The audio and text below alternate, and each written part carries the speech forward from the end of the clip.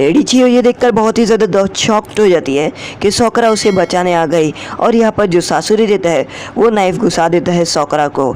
सोकरा यहाँ पर बहुत दर्द हो रहा होता है उसको, और उसके बदन में 2 बार पॉइजन इंजेक्ट हो जाता है।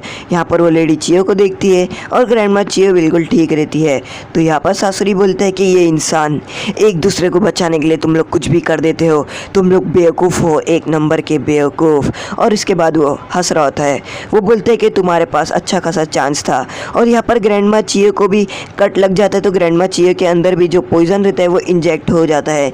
यहाँ पर जो ग्रैंडमा चियो रहता है उसको कुछ समझ नहीं आ रहा होता है। वो सासुरी के पपेट को पकड़ तो लेती है, पर सासुरी यहाँ से यहाँ पर कैसे आ गया, और वो यही सोच रही होती है।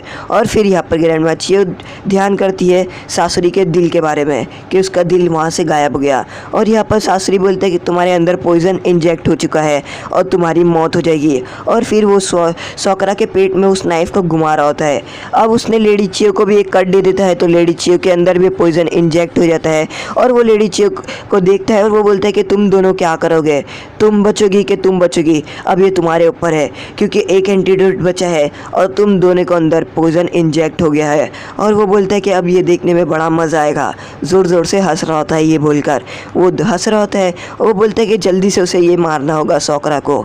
सोकरा यहाँ पर अपने जो दर्द हो रहा होता है और उसका बहुत ही ज़्यादा खून बह रहा होता है, तो वो अपनी जुत्सु की मदद से मतलब हील कर रही होती है अंदर। सोकरा इस तरह से हील कर रही होती है कि सासुरी को पता भी ना चले।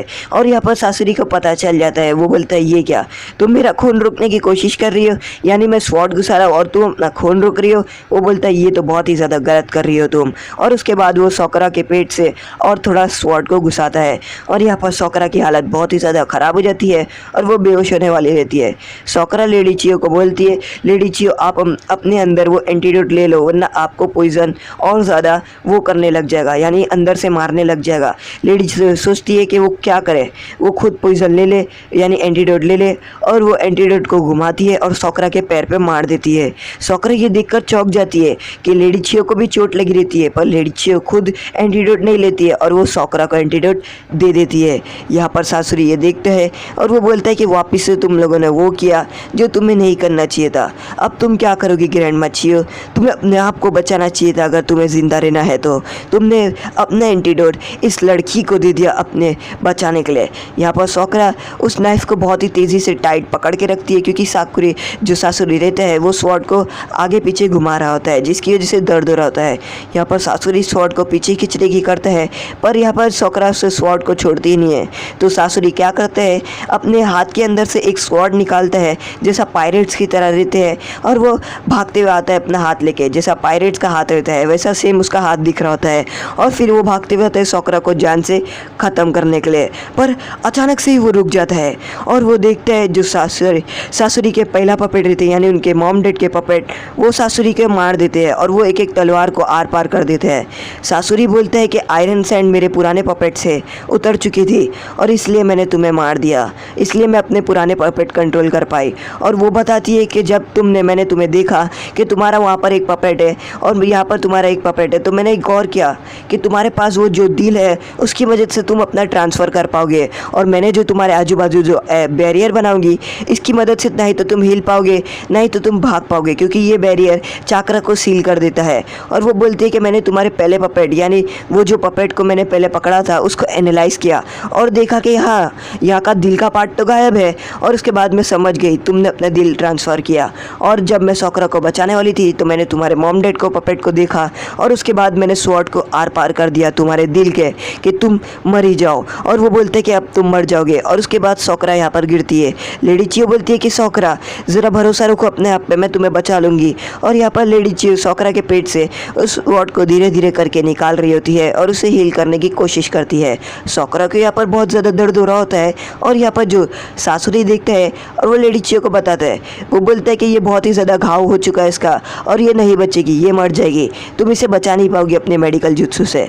तो यहाँ पर लेडी चियो बोलती है कि ये मेरा मेडिकल जुत्सु नहीं है, ये मेरा रीएनिमेशन जुत्सु है, जिसकी मदद से मैं इसे बचा पाऊंगी अपनी जान देकर। और वो बोलती है कि मैं इसे अपनी थोड़ी थोड़ी ज़िंदगी दूंगी और सोकरा इस तरह से बच जाएगी। तो सासुरी बोलता है हाँ मैं देख सकता हूँ कि ये कौन सा जुत्सु है, और वो बोलता है मुझे पता भी है।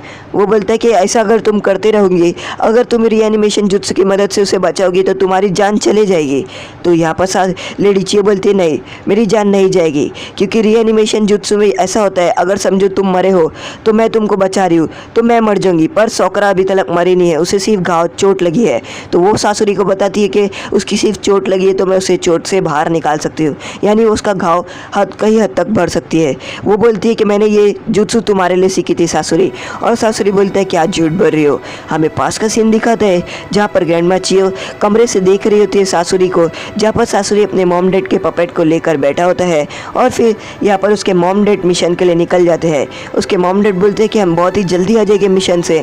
और यहाँ पर सासुरी वो अपने मॉम डैड को बोलता है कि आप बहुत जल्दी आना, और वो लोग चले जाते हैं मिशन पे।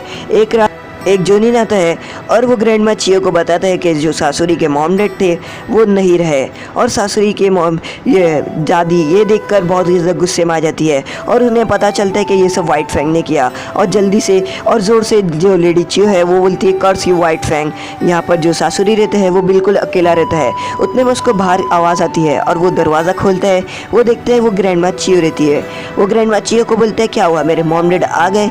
तो ग्रैंडमा चियो बोलती है नहीं, तुम्हारे मॉम नहीं आया है और तुम्हारे मॉम डैड को आने में थोड़ा टाइम लगेगा। उन्होंने मुझे जाने से पहले कहा था कि मुझे सासुरी के साथ रहना पड़ेगा चाहे कुछ भी हो जाए, और इसलिए मैं तुम्हारे साथ रहने आई हूँ कि तुम्हें कोई भी दिक्कत ना हो और कोई भी चीज़ की कमी ना हो। यहाँ पर थोड़े साल बीत जाते हैं और सासुरी को अपने मॉम डैड की ना होने की कमी गुस्से रहती है और वो अपनी मॉम डैड की बस फ़ोटो ही देखते रहता है। वो एकदम नाराज़ और एकदम अकेला हो जाता है और इसलिए वो अपना पपेट खुद बनाता है। और वो पपेट बनाते बस उसको कुछ पपेट बनाने आता भी नहीं था, उसके बाद भी वो एक रात के अंदर ही अपने मॉम डैड का पपेट बना लेता है और उसको अपने मॉम डैड के पपेट को ऐसी तरीके से इस्तेमाल करता है कि वो अपना प्यार भर पाए। जो उसके मॉम डैड उसको प्यार नहीं दे पाए वो इसका पपेट की मदद से कर रहा था। और यहाँ पर सोकरा उठती है तो यहाँ पर वो बोलते हैं कि बस अब बहुत हो गया, अब तुम मुझसे मजाक करना बंद कर दो, तुम कितना मजाक करोगी बुढ़ी औरत। और यहाँ पर सासुरी हंस रहा होता है। वो बोलता है कि तुम लोग मर जाओगे। उतने में जो सोकरा है उसे बहुत ज़्यादा गुस्सा आ जाता है और वो उठते साथ ही सासुरी को मुंह पर ऐसा पंच मारती है कि सासुरी का मुंह टूट जाता है, यानी क्रैक हो जाता है। सासुरी सोकरा को बचाता है और वो बताने के बाद बोलता है कि चाहे तुम कितना भी पंच मारो मुझे दर्द होएगा ही नहीं, क्योंकि मैं एक पपेट हूँ, मैं एक जिंदा पपेट हूँ, मेरे अंदर फीलिंग्स नहीं है और मुझे दर्द नहीं होता है। वो बोलते हैं कि तुम मुझे मार कर आखिर कर भी क्या लोगे, मैंने 100, 200, 300, 1000 से भी ज़्यादा लोगों को मारा हूँ, मैंने इतने जो लोगों की जान लिया हूँ कि मुझे पता भी नहीं मैंने कितने लोगों की जान लिया हूँ, और तुम लोग मेरी जान ले लोगे तो आखिर होगा क्या, वैसे थोड़ी ना कुछ बदल जाएगा। यहाँ पर लेडी चियो को बहुत ही ज़्यादा बुरा लग रहा होता है कि ये सब उन लोगों की वजह से ही हुआ रहता है। अगर वो अच्छे से प्यार करे होते सासुरी को, वो अभी तक एक अच्छा इंसान बन चुका होता। यहाँ पर सासुरी बहुत ही ज़्यादा गुस्से में रहता है और वो बोलते हैं कि अब लगता है तुम लोग जीत चुके हो और मेरे जीतने के कोई चांसेस है ही नहीं। यहाँ पर सासुरी को लगता है कि वो नहीं जीत पाएगा और सोकरा बोलती है कि तुम अब नहीं जीत पाओगे सासुरी, और तुम थोड़ी देर में यहाँ पर ख़त्म हो जाओगे। सासुरी के बीच में यानी उसके दिल में स्वॉर्ड घुसी होती है और वो बहुत ही ज़्यादा दर्द हो रहा होता है।